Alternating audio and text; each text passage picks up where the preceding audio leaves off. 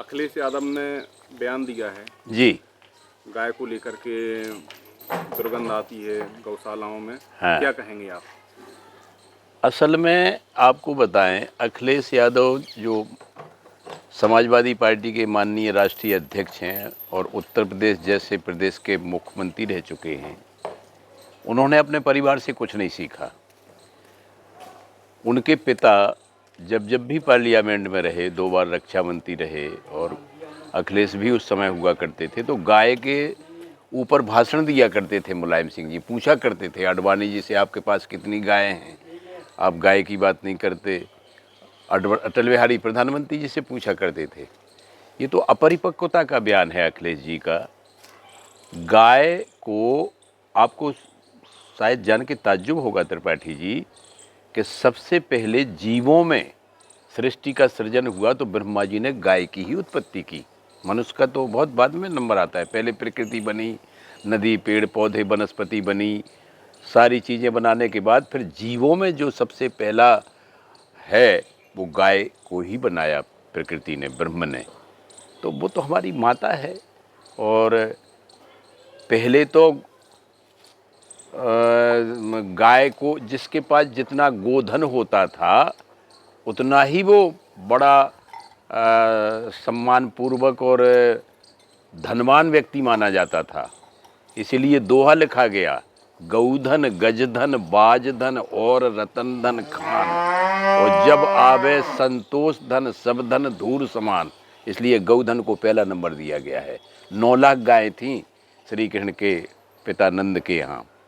तो ये तो हमारे बुंदेलखंड में तो जब भी कोई पुनीत काम होता है, चाहे बच्चे की पैदाइश हो, चाहे किसी शादी विवाह संस्कार का मामला हो, चाहे कोई कथा वार्ता हो, चाहे धार्मिक कोई उत्सव हो, तो अभी बुंदेलखंड में तो बढ़िया गीत गाया जाता है। महिलाएं गाती हैं, सुरहन गऊ के गोबर मंगाओ, ढिकधर अंगन लिपाओ महाराज। आप बताइए, आप अखिलेश तो जाने कैसा अपरिपक्वता के पूर्व इतने उसमें होते हुए और इस प्रकार का बयान देना, इससे ये पता लगता है कि वो मैच्योरनेस नहीं है। हमारे पीछे गाय बंधी हुई हैं, तिवारी जी हमारे मित्र हैं और गायों का वो पालन पोषण करते हैं। गाय की सेवा करना तो आदमी के भारतीय हिंदू सनातन धर्म में तो उसको पुनीत माना गया है। आदमी जब मरने लगता है तो गौदान करता है। कन्यादान के समय मड़वा के नीचे गाय दान की जाती है। गाय की बछड़िया को और उसको बचिया को पकड़ करके आदमी मोक्ष को प्राप्त करता है। तो अखिलेश जी का तो ये, अखिलेश जी के मेरी समझ में, अखिलेश हों चाहे राहुल हों चाहे ममता बनर्जी हों, ये लोग मोदी की लोकप्रियता से आज जा कर के ऊट पटांग बकने की आदत हो गई है इनकी। चाहे कुछ बोल देते हैं, कुछ पता ही नहीं चलता। जैसे आज ममता बनर्जी का बयान है कि भगवा रंग और लाल रंग, मतलब कम्युनिस्ट पार्टी और भाजपा एक हो गई, जो कभी नहीं हो सकती। नदी के 2 किनारे हैं वो, आओ ना। इसलिए ये सारी चीज़ें उनको माफ़ी मांगना चाहिए। गो के गोबर से दुर्गंध आएगी तो क्या इत्र में नहाते रहेंगे वो? इत्र की जो बैठो, एक तो इत्र से क्या नहाते रहेंगे? इत्र तो गाय अगर नहीं होगी, बगीचे नहीं लगाए जाएंगे तो इत्र कहाँ से आएगा? फूल तो वहीं पैदा होंगे जहाँ किसान पशुपालक होगा और उसका बगीचा लगा होगा, तभी वो गाय को पालेगा। इसलिए उनका गाय के खिलाफ दिया गया बयान उनकी अपरिपक्वता को उजागर करता है और उन्हें सार्वजनिक रूप से माफ़ी मांगना चाहिए।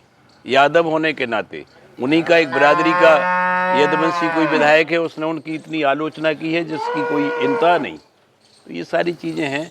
अखिलेश यादव को इस मामले पर उनके अंतर ही विरोध है, उनका अंतर्कलह है, उनका परिवार में ही लोग एक नहीं है। गौशाला खोलना, गाय को सम्मान देना, ये तो भारतीय सनातन संस्कृति की एक उपलब्धि है, उसके जीवन की पद्धति है।